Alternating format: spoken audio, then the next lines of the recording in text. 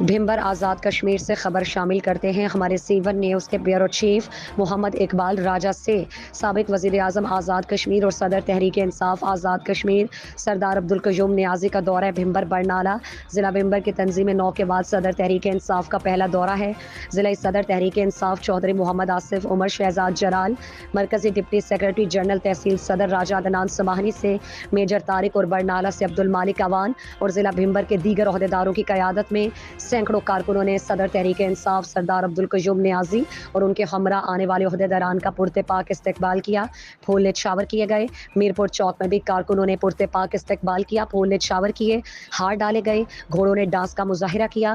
صدر تحریک انصاف سردار عبدالقیوم نیازی نے مرکزی سیکریٹریٹ کا افتتاح کیا۔ سردار عبدالقیوم نیازی نے پرتپاک استقبال کرنے پر صدر تحریک انصاف چودھری محمد آصف اور دیگر عہدیداران کا شکریہ ادا کیا۔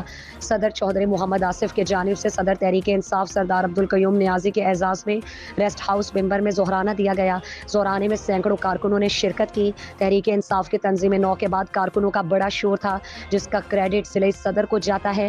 سردار عبدالقیوم نیازی سے عہدیداران نے ملاقات کی اور سیاسی صورتحال پر تبادلہ خیال کیا۔ صدر تحریک انصاف سردار عبدالقیوم نیازی بعد دوپہر ایک بڑے قافلے کے ساتھ برنالہ کوٹ جیمل کے لیے روانہ ہوئے، جہاں کڈحالہ کے مقام پر پرتپاک استقبال کے لیے بھرپور تیاریاں مکمل ہیں، جبکہ کوٹ جیمل میں ایک بڑے اجتماع سے خطاب کریں گے۔